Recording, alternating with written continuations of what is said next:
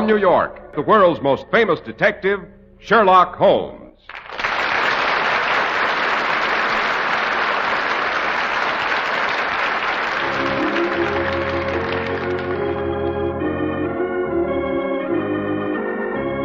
Our stories are based upon the character of Sherlock Holmes, created by Sir Arthur Conan Doyle. Sherlock Holmes is played by John Stanley, Dr. Watson by Alfred Shirley, and the dramatizations are by Edith Meiser.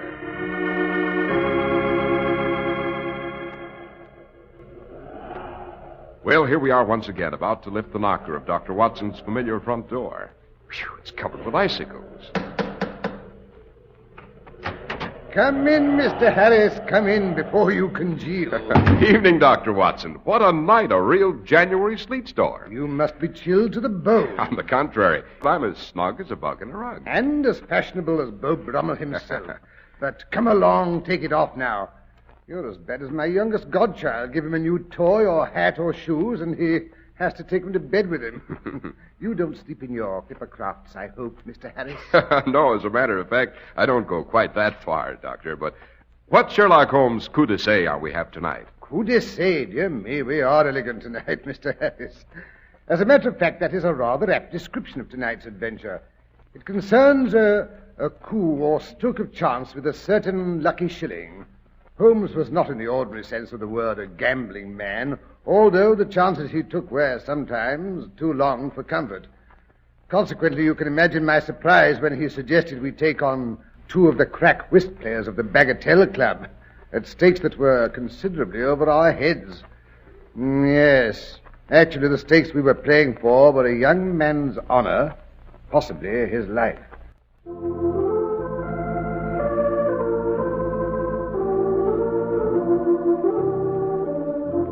And now, Doctor, to get back to your game of whist at the Bagatelle Club. Yes, this was the adventure Holmes always referred to as the case of the lucky shilling.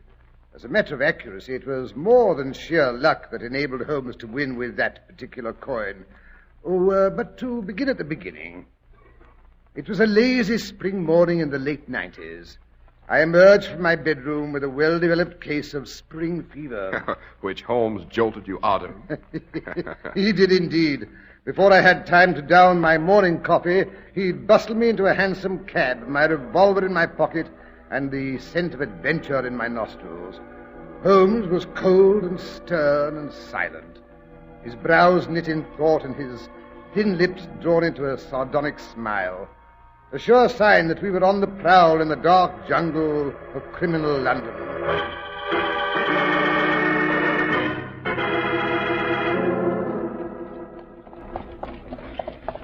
Holmes, do you have to look so sinister? After all, it's a beautiful spring morning. The buds are budding, the birds are singing. And one of our well-known young men of our town has unaccountably disappeared with a not inconsiderable sum of money, Watson. His mother sent me a frantic summons early this morning. Turn in here, driver. Park Lane. Number is 427. 427 Park Lane. That sounds vaguely familiar, Holmes. Yes, we've been there before. This is the house, driver. Here you are. Keep the change. By Jove, of course. It's the establishment of Lady Maynooth, wife of the Earl of Maynooth. It was through that window up there that her second son, the Honourable Ronald Adair, was shot by Colonel Moran's famous air gun. This time it's her oldest son, Lord Robert, who's missing. Is it any wonder the letter she sent me verges on hysteria?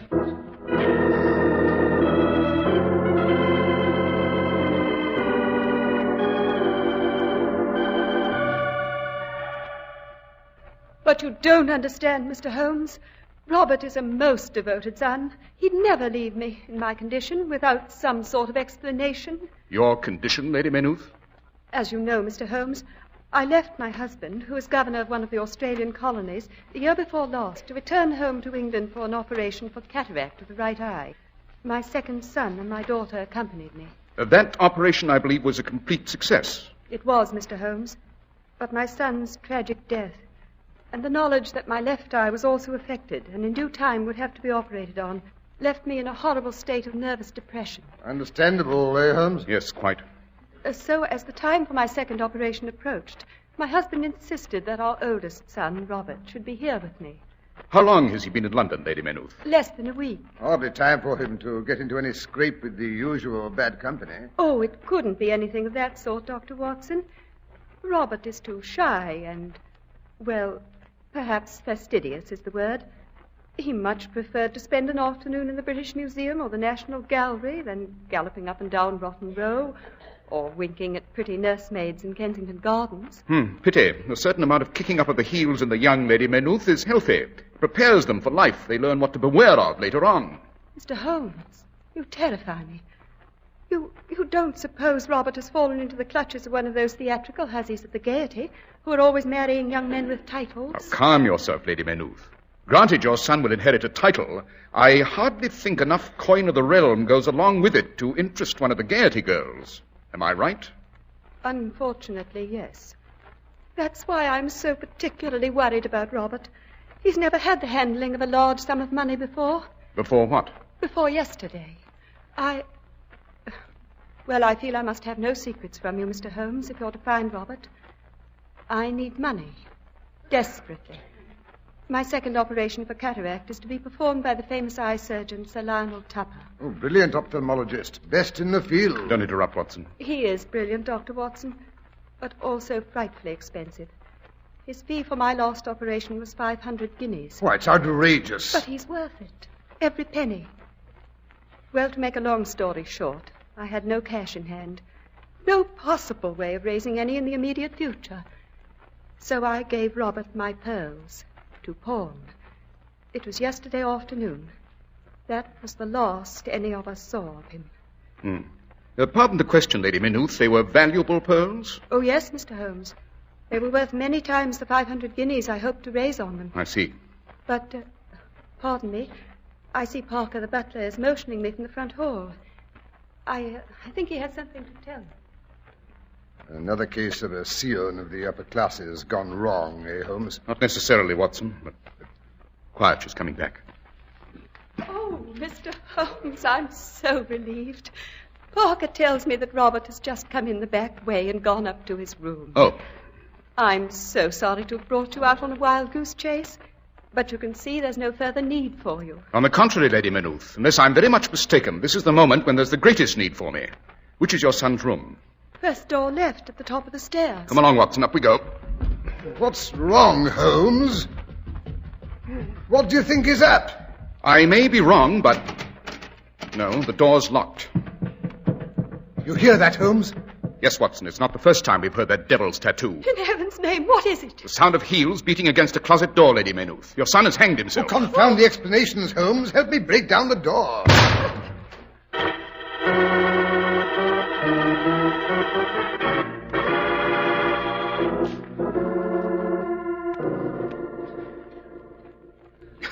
There. He'll do. Phew, that was a narrow squeak, old man. Don't do it again. Oh, Robert, how could you? I'm sorry, Mother. I guess I'm just no good. I lost the money, Mother. The money they gave me for pawning your pearls. There's nothing to pay for your operation. What does it matter? Nothing counts but having you safe and sound again. How did you lose the money? At cards, Mr. Holmes. I guess I'm not as good a whist player as I thought I was. You young scoundrel. You mean you took the money for your mother's operation and gambled it away? But I had to, believe me, it was the only way. At Sartorius and Fletcher's, the money lenders where I went to pawn the pearls, I was ushered into the office of Mr. Juan Sartorius himself when they found out it was the Maynooth necklace I had in my pocket. Well, when I entered the door, the old boy was friendliness itself. He stood back at his desk, bowing and wringing his fat little hands. And when I pulled the pearls out of my pocket, he almost snatched at them. His hand fairly shook as he adjusted his jeweler's eyeglass to one shiny black eye.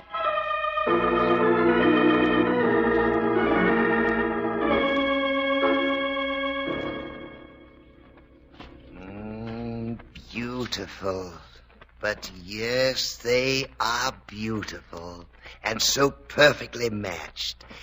Tell the Lady Maynooth I shall be very generous. To her, I shall offer 7,000 guineas for her pearls. But, Mr. Sartorius, I'm afraid you don't understand. No? The pearls are not for sale. I couldn't sell them if I wanted to. You see, they are part of the estate, and as such are entailed. In that case, I'm not interested. But surely a slight loan. It's only for a short time. Until the rents from our Lancaster properties are due. My mother must have that operation. Tell her to wait till the rents are paid. But she can't, don't you understand? A delay may leave her blind. Oh, please, can't you let me have the money? It's only 500 guineas. I'll pay any rate of interest. Young man, you touch my heart. I give you 200 at 15%. 200? But I need 5. I must have it. 300 then. But that's the last word. 300? What good is 300 in my position? You are a man of the world, I believe. You belong to clubs, no? Seems to me I hear you're a good whist player, as your brother before you. All the Maynooths have what is called the card sense, no? Yes. Well, that is, I suppose so. I always managed to win a bit.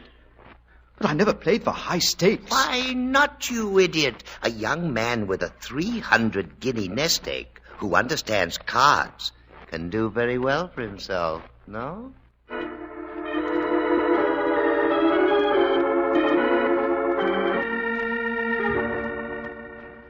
Oh, Robert, you didn't go to one of those whist clubs. Yes, Mother. I chose the Bagatelle. The Bagatelle? Merciful heavens! That's where your brother met that dreadful Colonel Moran, who caused his death. But, Mother, that was an unfortunate exception. Why, the Bagatelle is a gentleman's club. They're famous for having the most brilliant, but most honest games in all London. And besides, you know the old saying, lightning never strikes twice in the same place. But in your case it did, Lord Robert. Well, yes, I'm afraid so. You had a particularly bad run of cards? No, I can't even claim that. Then there was no crooked dealing? Oh, good Lord, no. It was just that, well, nothing seemed to work out for me. While your opponent's hands dovetailed perfectly, eh? That's about the size of it, Mr. Holmes. You played a set game? Oh, no, sir. We cut for partners after every rubber. And who was the big winner? Well, it was Mr. Horatio Webster. If he'd been able to see straight through the cards, he couldn't have had better luck. Oh, yes, Mr. Horatio Webster. Double or nothing, Webster. He'd rather gamble than eat, I understand. So would I if I had his luck. I wonder if it's all luck. No one's luck can be as good as Mr. Webster's unless he's sold his soul to the devil. That wouldn't be a metaphor for suggesting the gentleman isn't entirely honest. Go to the head of the class, Watson. But we can't prove anything. What can I do? Just this. See that Watson and I are presented with visitors' cards to the Bagatelle. I rather think we'd enjoy an evening at the tables. Holmes, have you taken leave of your senses?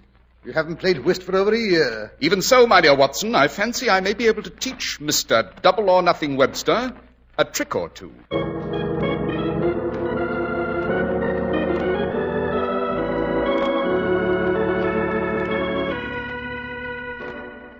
After all, Holmes, why I have to crawl into this high collar and a stiff shirt just to spend the evening playing cards is more than I can... Stop spluttering, Watson. The Bagatelle is a very elegant establishment. We must live up to the tradition. Bother dash. What's more, I can't say I look forward to having you as a partner for the entire evening. Come now, Watson. My method of playing whist may be unorthodox, but it is rather brilliant. Possibly, but it's enough to give your partner nervous prostration. You play every game as if it were poker. Now, please, Holmes, promise that tonight you won't bluff. I'll try to control myself, Watson. Now, where did I put my lucky shilling? Yes, and just remember, we've drawn every cent we have in the world out of the bank in order to have this fling. Don't be so conservative, Watson. We may lose a bit of our nest egg during the course of the evening, but don't let it upset you. Before the game's over, we shall have won back not only our losses, but enough to pay for Lady Maynooth's operation as well. What makes you so sure of that? This shilling. My lucky shilling. I can't possibly lose with that on my side. Pretty, isn't it? Where did you get that silly thing? You never carried a pocket piece before. Never needed one before. Then how do you know it's so lucky? I've been working on it all afternoon.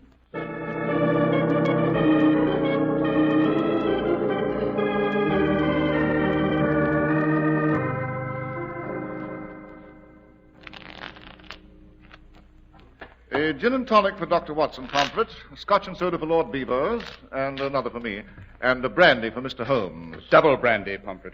It's indeed a pleasure to welcome you to the Bagatelle Club, Mr. Holmes. I've heard so much about your mental prowess, I admit I'm prepared to spend a very unprofitable evening. Shall we cut for deal? Your own reputation is fairly colourful, Mr. Webster. They say you've cornered the market on fortuity. Watson has an ace. In this club, the ace is low. Dr. Watson gets the deal. If you will each shuffle the cards, gentlemen. Mr. Holmes first. You next, Lord Beavers. But poor old Beavers is quite deaf, you know. Fortunately, it doesn't affect his card sense. Oh, now my shuffle. And now the dealer. Ah, here are drinks. Your cut, Mr. Webster. Oh, yes, with pleasure. There. Deal them out.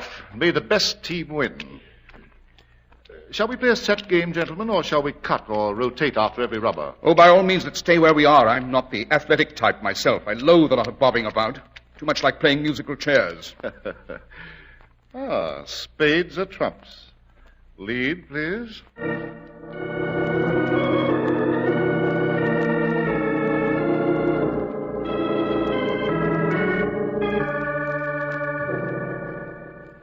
And that gives us 3 tricks, which means game and rubber. Not to mention a 4 on account. Let me see. Yes, you each lose another £2 11 and sixpence, gentlemen. Dear me, so we do, eh, Watson? Oh, settle up, old chap. That's a good fellow. What? Afraid all I have in my pocket's my lucky shilling. Doesn't seem to have brought you much luck so far, Holmes. Give it time, Watson. Give it time. Pomfret, Mr. Holmes's glass is empty. Thank you, Pomfret.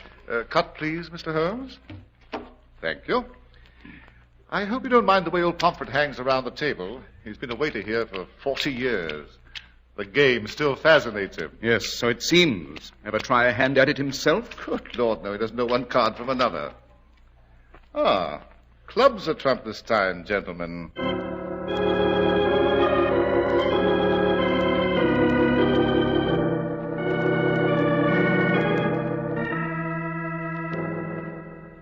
Four more points for our side. I'm afraid that's another rubber for us. You better throw away that lucky shilling, Mr. Holmes. Oh, what's that, Pomfret? The same all round. Pomfret has indicated the bar is about to close. Great Scott, is it that late? You sure you wouldn't like to quit, Mr. Webster? Not me, as long as my luck holds out, Mr. Holmes. Of course, if you've had enough... Oh, not at all. We haven't even started to warm up. Eh, Watson? Warm up? Really, Holmes, the way you're playing tonight. Twice you've trumped a good trick of mine. And that last lead, what in heaven's name was that? My dear Watson, don't tell me you didn't recognize it. That's the new American lead. 4th from your longest and strongest suit. Oh. Very ably explained in the little treatise by Mr. Nicholas Browse Trist of New Orleans, USA. Oh, to blazes with Mr. Trist.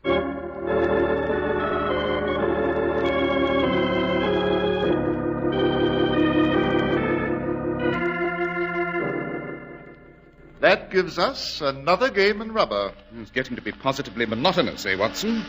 Holmes, have you any idea how much we've lost during the night? Vaguely, Watson, vaguely. Confound that fly. Go away. Yes, it's getting to be daylight. Even the flies are waking up.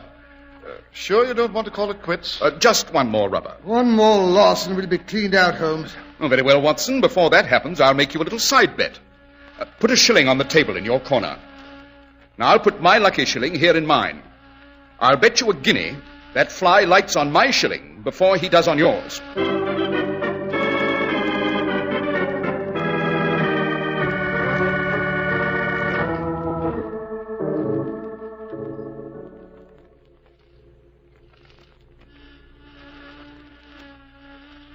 There he goes again over in my corner. That's a good chap. That makes 10 guineas I owe you, Watson. Yes. Hello, here comes another fly to get in the game. Perhaps he'll bring me luck. I doubt it. But let's get on with the rubber. It's my deal, I believe. It's funny how the last rubber is always the longest. I say, Mr. Holmes, I wonder if I could enter a shilling on your sweepstakes. Why, certainly, Mr. Webster. But in that case, I think I'll turn my coin over, just for luck. Your shuffle, I believe, Mr. Webster. Yes.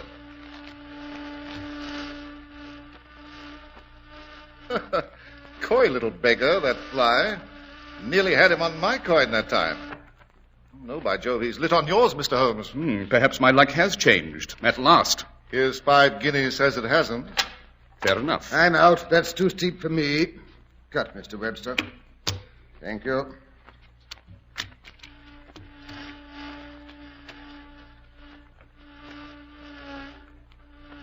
By Jove, look at the silly little buzzer. Oh, you win again, Mr. Holmes. How about another go at it? Same stakes. Delighted, Mr. Webster.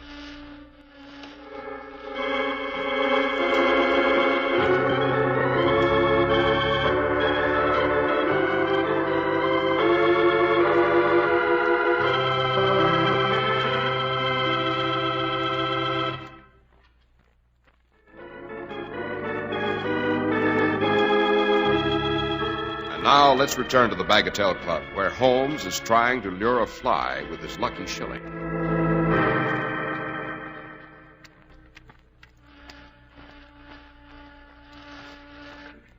Confound it. You win again, Mr. Holmes. That makes 200 guineas you owe me, Mr. Webster. Shall we say double or nothing? Sold. Oh, gentlemen, let's not forget there's a whist game going on. That's right, you are. Hearts are trump. Your lucky suit, I believe, Watson. By the way, did you know that the original name for trumps is triumphs? There's the little beast on my coin again. It makes 400 guineas you owe me, Mr. Webster. I'll double the bet, Mr. Holmes. If you like. Holmes, are you out of your mind? You've nearly won back our losses. As I was saying, trumps were once called triumphs. That's what Shakespeare's alluding to in Antony and Cleopatra when he says, "She, Eros, has packed cards with Caesar and false played my glory unto an enemy's triumph." Act 4, Scene 12. Confound it, Holmes. The fly has chosen your coin again. That's 800 you owe me. The usual, Mr. Webster? Double or nothing? Holmes, are you out of your senses? Suits me, Mr. Holmes. I figure the law of averages must break in my direction for a change. Nice little fly. Careful now. There's 1,600 guineas riding on you, old chap.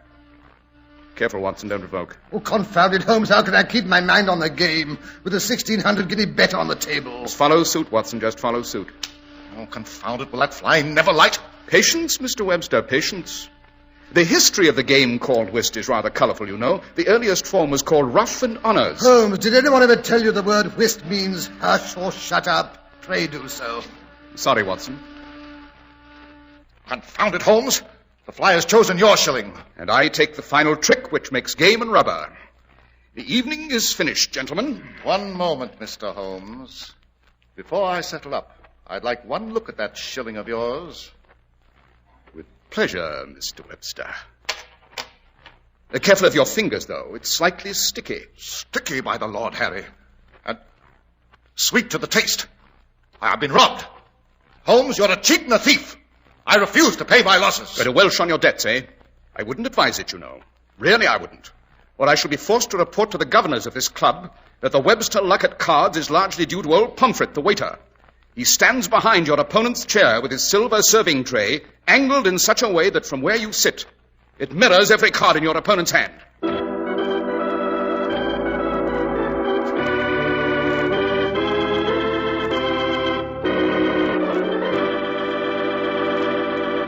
Well, that was a neat little trick on Holmes' part, Dr. Watson. Did Mr. Webster pay his debt? Oh, naturally. There was more than enough to cover Lady Maynooth's operation and recoup our losses. But tell me, what was it Holmes had on his lucky shilling to attract the flies? A mixture of rum and sugar. Absolutely invisible, you know. It's an old trick, invented by two famous racetrack touts in the 90s. When they had a particularly bad day at the track, they always managed to get into the same railway carriage with a heavy winner.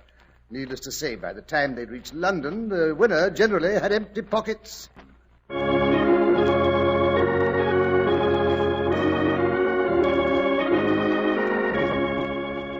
The world's most famous detective, Sherlock Holmes.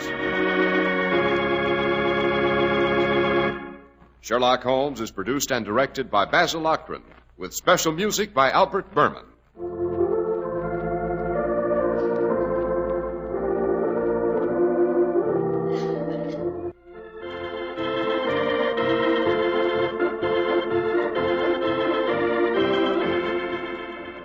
Be sure to listen next week to Sherlock Holmes in The Case of the Engineer's Thumb.